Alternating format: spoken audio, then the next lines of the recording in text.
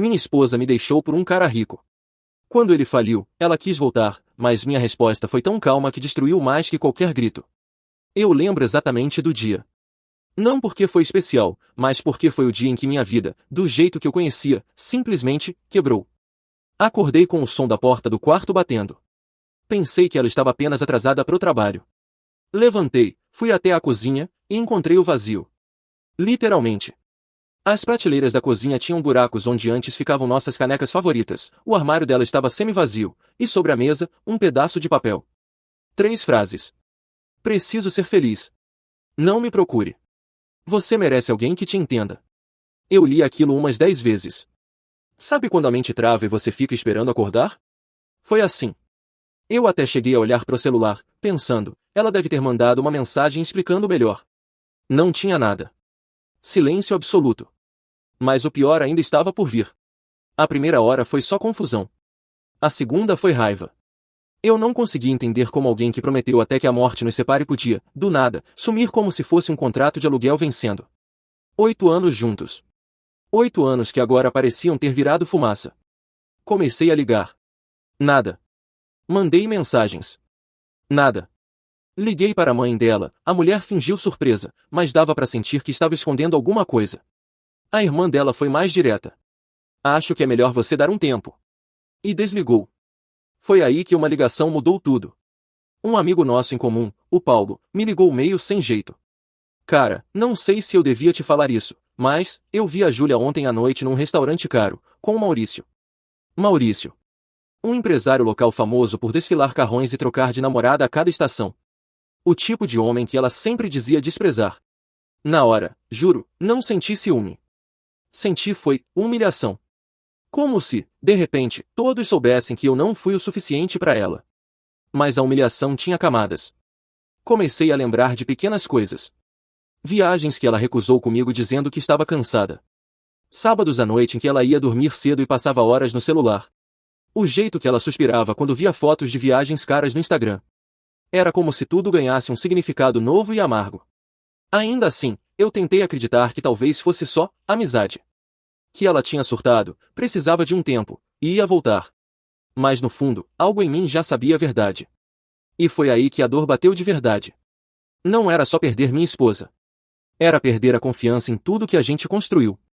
Era perceber que eu dormia ao lado de alguém que já estava com um pé fora da porta há muito tempo. Mas o pior ainda estava por vir. Naquela noite, sozinho, eu fui até nosso quarto. A cama parecia enorme, fria. Sentei, encostei a cabeça nas mãos e comecei a chorar. Não um choro bonito de filme. Foi feio. Gosto de ferro na boca, soluços que doem no peito. E no meio disso, veio uma raiva silenciosa. Não do tipo que te faz gritar, era pior. Era a raiva que te faz prometer coisas. Eu prometi que não ia correr atrás. Que não ia mandar mensagem. Que não ia implorar para alguém que me descartou. Mas também prometi algo mais sombrio, que, se um dia ela precisasse de mim, eu ia lembrar de cada segundo daquela sensação. E ia fazer questão de que ela lembrasse também. Só que naquela noite, essa promessa parecia só uma forma de me manter em pé.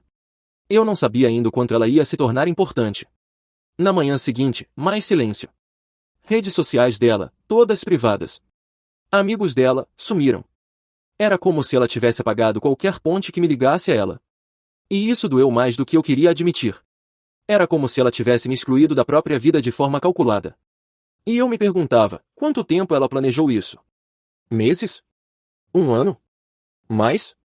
Foi quando uma lembrança me atingiu como um soco. 3 semanas antes, eu tinha pago um curso caro que ela queria fazer. Ela dizia que seria para abrir oportunidades. Agora, olhando para trás, parecia mais que ela estava se preparando para outra vida. Uma vida sem mim. Eu me senti usado. Enganado. Um personagem descartável na história dela. Mas o pior ainda estava por vir. 2 dias depois, Paulo me mandou uma foto. Ela, de mãos dadas com tal Maurício, entrando num hotel de luxo. A legenda do amigo foi curta: sinto muito, irmão.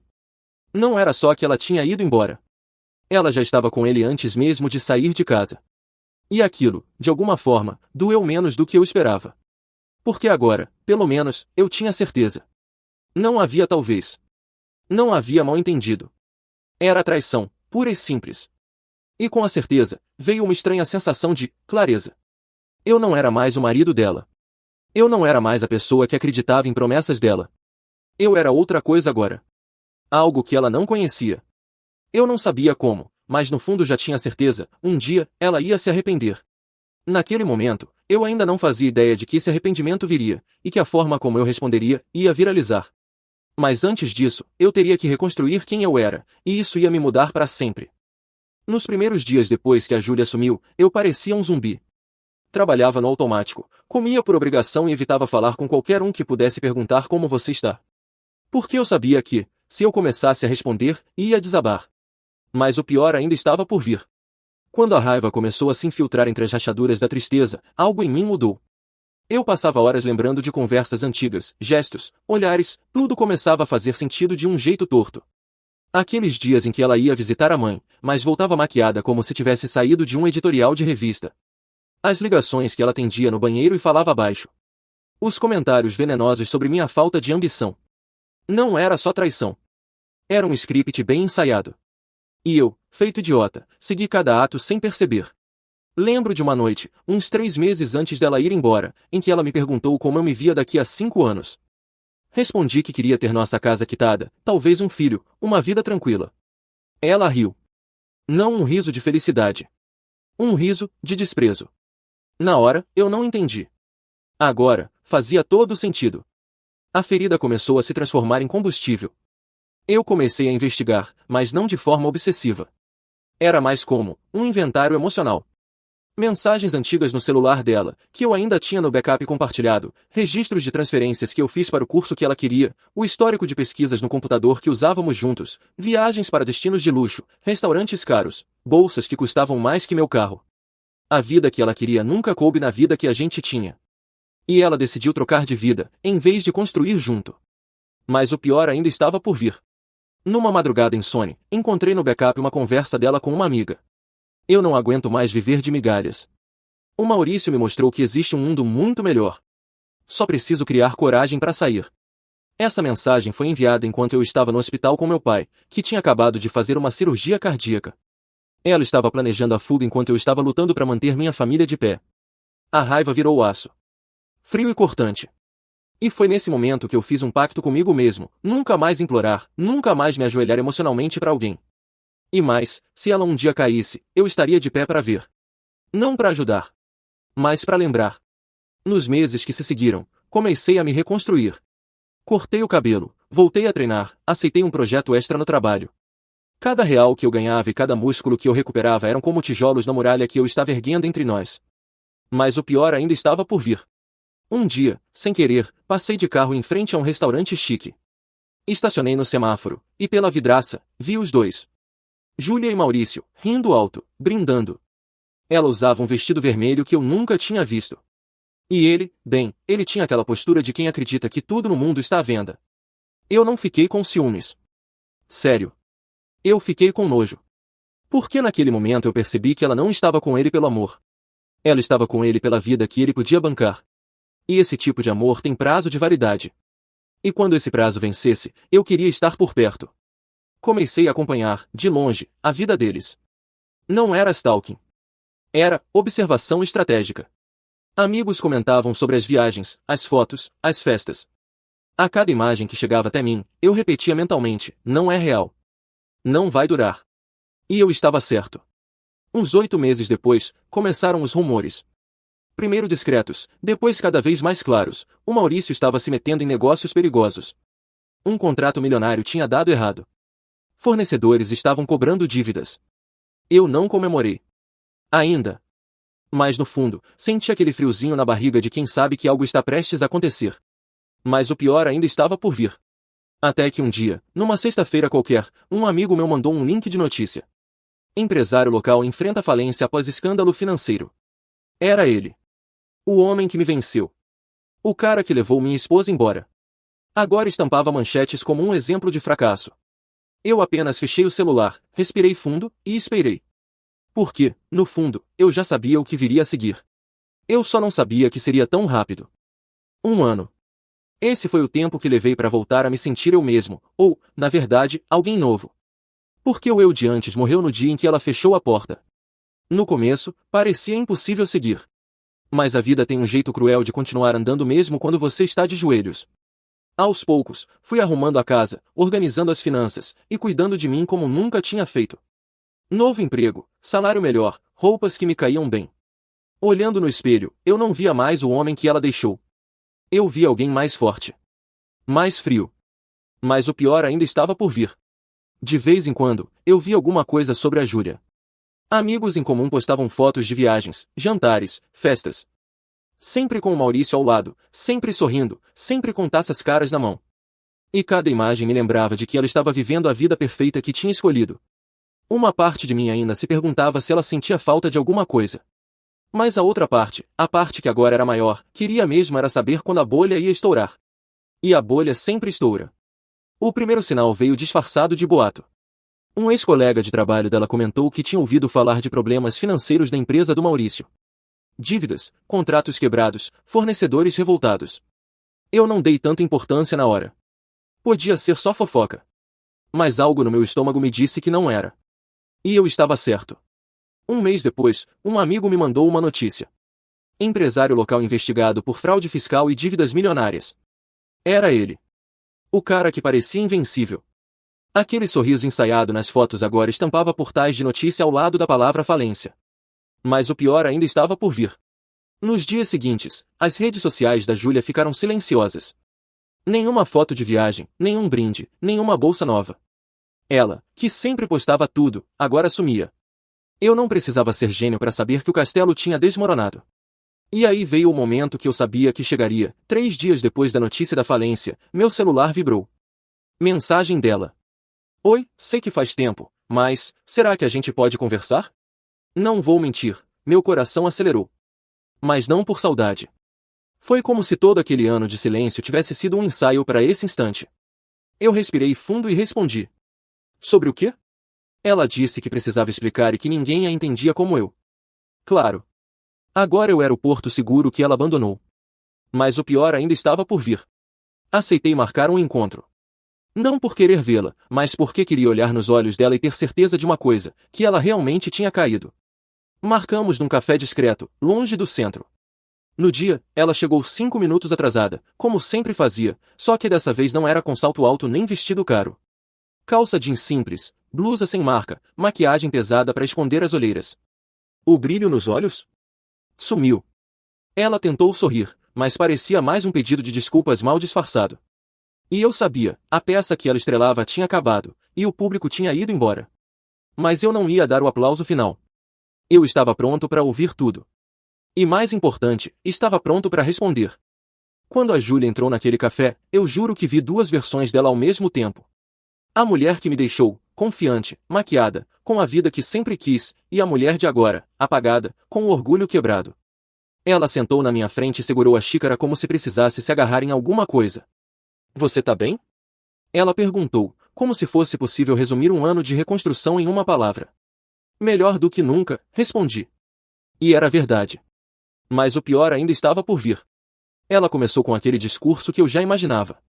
Que na época estava confusa, que precisava se encontrar, que achava que estava se dando uma chance de ser feliz. Eu só ouvia. Não porque me importava, mas porque queria ver até onde ela iria na tentativa de reescrever a própria história. Eu achei que, você não tinha ambição, ela disse, olhando para a mesa. E o Maurício me mostrou outro mundo. O mais estava implícito. E eu deixei ela dizer. Só que, não era o que eu pensei. Ele mudou, ficou frio, egoísta, e quando as coisas começaram a dar errado, ela engoliu seco, ele me deixou de lado. No fundo, eu queria rir. Mas mantive a calma. O que ela esperava? Lealdade de alguém que construiu o relacionamento com base na traição? Mas o pior ainda estava por vir. Ela tentou falar sobre nós. Como se ainda existisse nós. Disse que tinha lembranças boas, que sentia falta das conversas, que ninguém a conhecia como eu. E eu lembrei do bilhete. Aquele pedaço de papel onde ela escreveu, com a frieza de quem cancela uma assinatura, preciso ser feliz. Não me procure. Então, eu perguntei. E por que agora? Por que só agora você quer falar comigo? Ela não respondeu de imediato. Só baixou os olhos. O silêncio dela dizia tudo. Era simples, o castelo caiu, e ela queria voltar para a casa que abandonou. Mas o pior ainda estava por vir. Eu me recostei na cadeira, respirei fundo e senti uma calma estranha. Porque naquele momento, percebi que não havia mais mágoa suficiente para me fazer gritar. O que eu tinha agora era clareza. Eu sorri. Ela achou que era um sorriso de esperança. Mas não era. Era o sorriso de quem estava prestes a entregar uma resposta que seria lembrada. E enquanto ela me olhava esperando, eu já sabia exatamente o que ia dizer.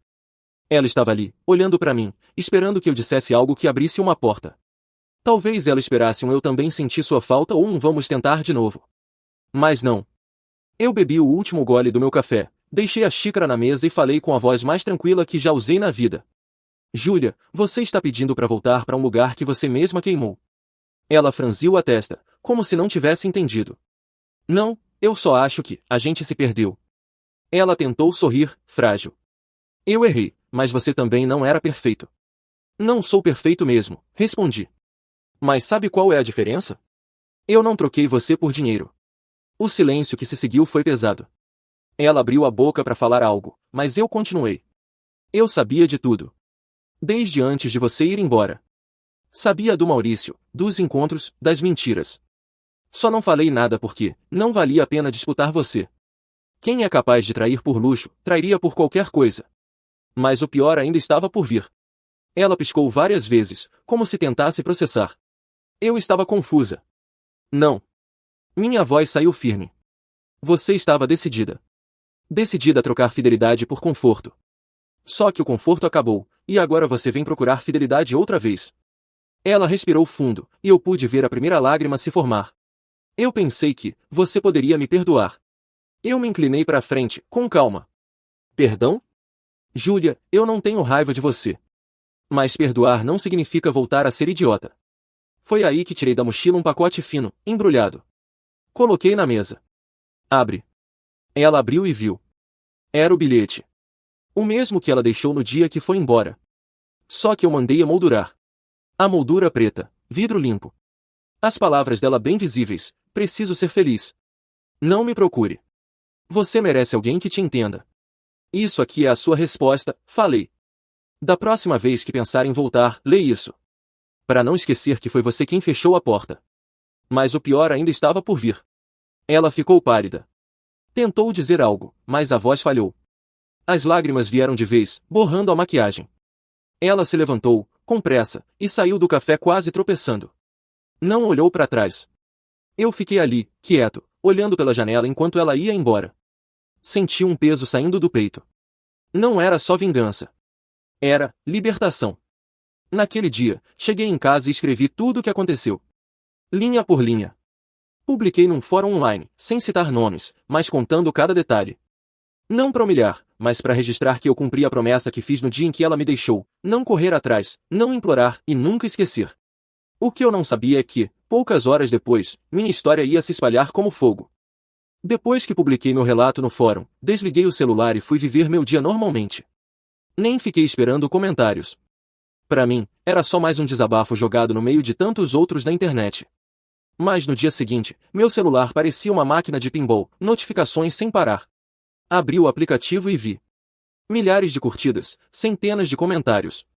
Pessoas de todo canto escrevendo coisas como: você é meu herói. Essa foi a resposta mais elegante e destruidora que já vi. Eu precisava ler isso hoje. Mas o pior ainda estava por vir. A história começou a se espalhar para fora do fórum. Printaram meu texto e postaram em outras redes sociais. Em menos de 48 horas, já estava no Twitter, no Instagram, em páginas de memes, até no TikTok com gente narrando em voz dramática. O título era sempre parecido: mulher deixa marido por cara rico, e recebe a resposta mais fria da internet. E aí aconteceu algo que eu não esperava: conhecidos começaram a reconhecer a história. Amigos em comum, colegas antigos, gente que sabia exatamente quem era a Júlia e o Maurício, mesmo eu não tendo mencionado nomes. Mas o pior ainda estava por vir. Uma amiga dela, que aparentemente ficou do meu lado, me mandou mensagem.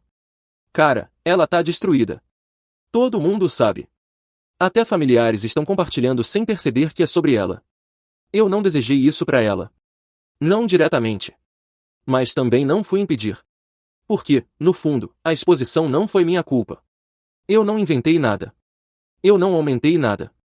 Eu só contei a verdade. Os dias seguintes foram surreais. Eu ia ao mercado e ouvia cochichos. Recebia mensagens de desconhecidos me agradecendo por mostrar que nem todo mundo abaixa a cabeça para quem trai. E ao mesmo tempo, meu post era usado como exemplo em discussões sobre dignidade, autoestima e limites. Mas o pior ainda estava por vir. Uma noite, mais ou menos uma semana depois de tudo explodir, recebi outra mensagem dela. Você me destruiu. Eu olhei para a tela e fiquei alguns segundos encarando aquelas palavras. Não respondi na hora. Só deixei o celular na mesa. Porque a verdade é que eu não destruí nada. Ela mesma construiu a armadilha e decidiu entrar. Eu só não fui lá tirar ela de dentro. Foi nesse momento que percebi algo importante: a minha vitória não foi vê-la humilhada publicamente. A minha vitória foi perceber que, quando ela tentou voltar, eu já estava tão distante emocionalmente que nada que ela dissesse poderia me abalar. Era como se, finalmente, eu tivesse fechado a porta que ela deixou entreaberta. Hoje, quando penso em tudo, não sinto ódio. Sinto gratidão.